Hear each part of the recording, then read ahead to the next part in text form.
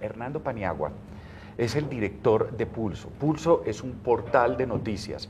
En un primer momento, cuando lo conocimos, creímos que se trataba de un agregador. Un agregador es simplemente que escoge noticias pero no es cierto. Pulso ha demostrado a través de todo su desarrollo que es mucho más que eso, y hoy es un portal que los colombianos buscamos cada vez más. Pero Pulso también entra a ser un jugador importante, este portal, entra a hacer un juego importante con los medios de comunicación.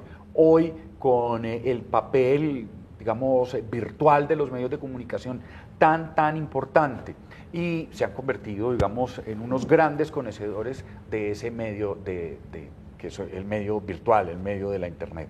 Con Hernando Paniagua vamos a conversar a continuación. Conversemos.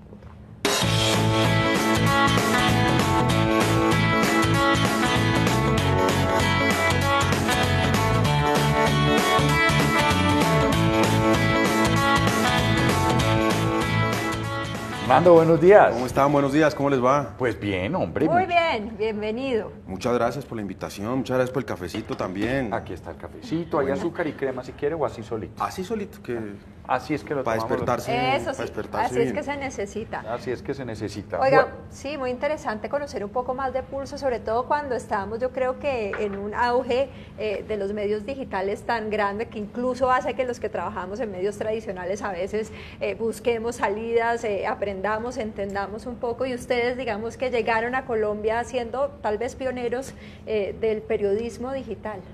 Pues como lo decía Mauricio hace unos minutos, efectivamente Pulso lo que intenta hacer es lo que llamamos curación de contenido.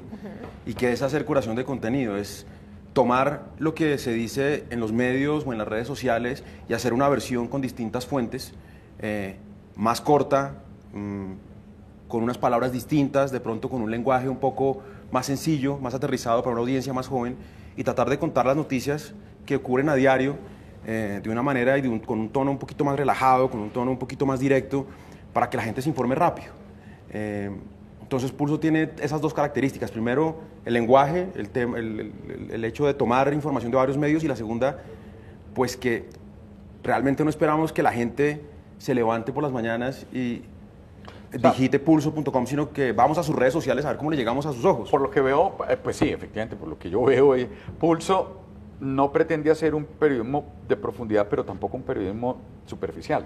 Sí, es complicado encontrar la medida exacta entre las dos cosas, porque no se trata solamente de hacer registro, sino se trata de contrastar un poco, ¿no? Usualmente dentro de los propios medios las versiones son bien distintas sobre un mismo tema. Principalmente porque hay puntos de vista distintos y porque hay tendencias distintas dentro de los medios. Entonces lo que buscamos nosotros es contrastar esas dos cosas y darle al usuario, al lector, pues una posición. Claro, porque siempre en se la ha mitad. dicho, aquí están las versiones, que el lector escoja cuál. Y muchas veces el lector necesita también un conocedor, lo que se llama un curador, que es lo que así nos lo ha enseñado, que eso viene del arte. Del arte, sí. Sí, exactamente. El curador es la persona que se encarga como conocedor de decir, esto está más verificado, esto tiene un grado de certeza, sí. Esto no es una fake news, y de eso vamos a entrar a hablar, de las famosas fake news o mentiras. Mienten las mentiras, Mienten como las dicen mentiras los y nos filósofos. mienten. Sí, ¿no? Es eso. Es justamente eso, sí. Para desmentir o para verificar las fake news existen unas plataformas muchísimo más profundas, conocidas como los fact-checkers. Ellos se encargan exactamente de tomar una versión, bien sea de un político, bien sea de un medio de comunicación, y empezar a contrastar uno por uno todos los puntos que dicen, y al final decir esto es cierto o es falso. Pulso lo que hace es, toma esa versión y dice, el medio X asegura que, vamos a ponerla fácil, el mejor equipo del mundo es este. Pero el medio Y dice que el mejor equipo del mundo es este otro por estas razones. Yo le doy las razones de los dos medios. No le voy a decir yo cuál creo que es el mejor equipo del mundo, porque probablemente no es lo que me corresponde y no soy experto en equipos de fútbol, pero le voy a decir a la gente, esto dice un medio, esto dice el otro, se lo resumo, esto está más respaldado que esto, y pues al final sí el lector pues se le dice, tome usted un poquito la decisión. Pero ustedes tienen de pronto ese cuidado y esa responsabilidad de asegurarse que esas noticias que están replicando a su estilo son veraces. Siempre. Siempre, porque lo que nosotros no podemos hacer es convertirnos en replicadores de una mentira. Claro, porque eso sí me parece complicado. Podemos poner un altavoz a una versión de un personaje que es importante y que es relevante, pero no te puedes hacer replicador de una mentira, porque es que las fake news se nos están llenando en nuestros teléfonos, están llegando todos los días, cada vez más. No en vano, el año pasado el diccionario Oxford la calificó como la palabra del año. Y la calificó la palabra del año porque es que el aumento del término fake news en redes sociales, en buscadores, fue del casi 400%. Fue el tema del momento, pues hay quienes dicen que puso un presidente en Estados Unidos. Entonces la responsabilidad frente a esas noticias que son falsas y que son fácilmente viralizables es enorme. Sí. Entonces hay que ver que el fake news es o una mentira completa o una verdad a medias, ¿sí? Y es ahí donde empieza a ser más complicado el detectarlas y combatirlas, porque las verdades a medias tienen la capacidad de ser muy sonoras, muy efectivas en su mensaje, como un virus. Son muy pequeñas, pero son de una capacidad de destrucción, se replican muy fácilmente, tienen esa estructura del virus, es la manera como yo las visualizo. Y son medianamente sanas, medianamente enfermas, y van... Sí, el tema es que tienen unas características que las hacen supremamente atractivas, ¿no? ¿Atractivas? La primera es que estamos en un mundo de redes sociales donde la viralidad es algo que no podemos detener, y en el que todos nosotros que estamos en redes, pues tenemos un afán de protagonismo frente a las redes sociales, ¿no? RTs, me gustas, comentarios, todas esas reacciones que generan nuestras redes sociales a nosotros nos llenan un poquito el ego y nos dan un poquito de adrenalina. Entonces buscamos compartir contenidos que generen esas reacciones. Y los expertos dicen que hay dos emociones que invitan a actuar, ¿no? Y esas emociones son excitación e ira. La compasión no te invita a actuar de la manera tan rápida y tan decidida como lo puede hacer la ira, por ejemplo, o el amor, o cualquier otra emoción que te imagines. Muy visceral, pues. Exacto. Entonces, cuando las redes sociales tienen esa carga de odio tan alta, pues son más fácilmente compartibles y son más fácilmente viralizables. Y la gente no se toma el trabajo de contrastar antes de compartir, porque además pues no es el trabajo, uno recibe algo en su teléfono, si uno no es un periodista, pues uno recibe algo, confía en que me lo mandó el chat de la familia, los tíos, las tías, los primos, pues sí. yo comparto.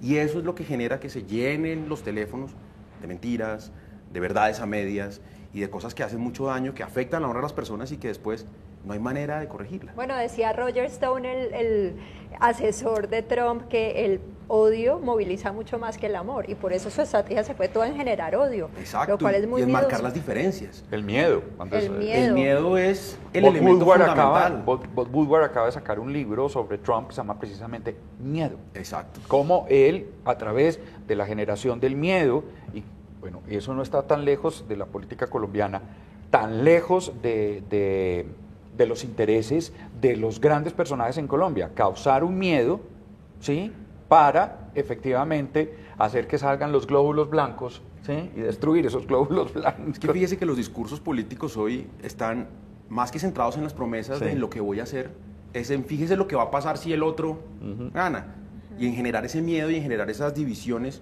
entre clases, entre regiones, entre razas, que hacen que la gente pues sienta una emoción como la ira, y empiece a compartir y se generen unas informaciones que no son El bicho reales. de la leishmaniasis pica. Cuando el bicho de la leishmaniasis pica, los glóbulos blancos entran a atacarlo y se lo comen. La infección, se comen la infección, y eso es exactamente la bacteria, y eso es exactamente lo que quiere el bicho. Se lo comen y los glóbulos blancos, al comerse ese bicho, el bicho empieza a reproducirse, explota el glóbulo blanco, esa es la herida que se ve. Yo así siento que son las redes sociales. El miedo quiere exactamente que usted caiga en la trampa. Sí, ¿sabe qué es lo que pasa, Mauricio? Que es que culpar a las redes sociales de esa desinformación es como culpar a los hermanos Wright del atentado a las Torres Gemelas. ¿Ah, sí? Cuéntame. O sea, los tipos inventaron la aviación y es un invento fabuloso y fantástico. Pues ellos no tienen la culpa de que un loco haya cogido un tiene avión y razón. haya estrellado unos aviones. Es una Entonces, herramienta y la sí. culpa no es necesariamente de las redes sociales. Tiene razón. La culpa es de quienes las usamos. Estamos de acuerdo. Sí, Eso eso es cierto. así. Entonces, y sabe que en ese estamos sentido, de acuerdo, sí. sí, es así. A mí me preocupa un poco es que, bueno, digamos en los medios tradicionales uno medía el éxito de un programa Sí, por sí, el sí. rating, por decirlo así. Ahora, pues, digamos, la manera en digital de medir si un contenido está siendo exitoso es la cantidad de comentarios que se ha compartido, y ese es como un parámetro. ¿Y qué pasa? Que como ya sabemos eso, sabemos que esas emociones son las que suscitan que los lectores quieran compartirlo, quieran comentar, quieran repartirlo y demás. Me preocupa que estemos creando una generación que se mueva demasiado por eso y estemos generando contenido muy efectista, buscando ese efectivo para llevar el like o el clic y no realmente construyendo un mensaje profundo. Eso es cierto. Y alrededor de eso hay un debate que es interesantísimo y es hasta dónde las plataformas esas tienen que empezar a medir y a monitorear y a prevenir que eso no pase. Entonces lo que está ocurriendo hoy es que todo el mundo se le fue encima a Facebook a decirle deje de compartir contenido falso. Facebook dijo, yo voy a poner unas herramientas y unos filtros, pero el contenido falso está empezando a llegar por WhatsApp. Entonces viene el gran debate. ¿Usted estaría dispuesto a que le monitorearan su WhatsApp para evitar que le llegue contenido falso? Porque es que además le monitorean todo, no solamente, o sea, le monitorean sus conversaciones personales. Hay forma de filtrar eso ahí, hay forma de poner un ojo ahí que observe para evitar que el contenido falso se distribuya. Ahí viene un tema de si estamos dispuestos a ceder y abrir esa puerta. ¿No? Más bien educar una generación con un pensamiento muy crítico, que sea capaz de identificar, de entender y de ir un poco más allá de lo que le llegó. Yo creo que es la única manera, la más larga, la más compleja, pero la única. Las agresiones que cuando se vienen estos matoneos, estas lapidaciones públicas a personajes políticos o periodistas o opinadores o quien haya cometido un error, quien se haya pasado un semáforo en rojo, lo que usted quiera, estas agresiones que pretenden no reformar, no hacer hincapié en un error, sino destruir, callar. ¿Sí? Y en el caso de una opinión contraria, por ejemplo, a los periodistas, una colega nuestra, exactamente de acuerdo o no de acuerdo con ella, lo que se quiere es callarla, desacreditarla, arruinarla, silenciarla. Es un poco lo que hablábamos ahora de que el odio y la violencia generan muchísimo más reacción. Entonces, cuando yo me monto en un discurso o en una conversación que está cargada de odio, tengo mucha más probabilidad de tener retweets, si hablamos específicamente de Twitter, que cuando me monto en algo que el discurso es de amor.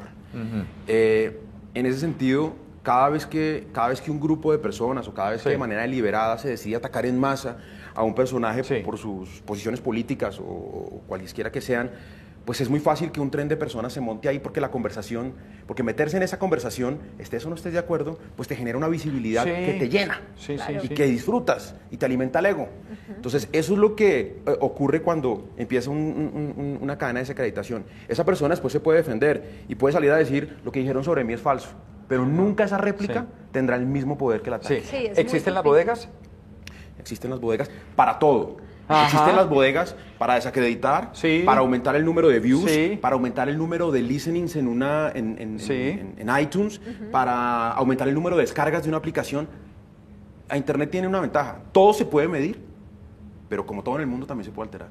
Claro.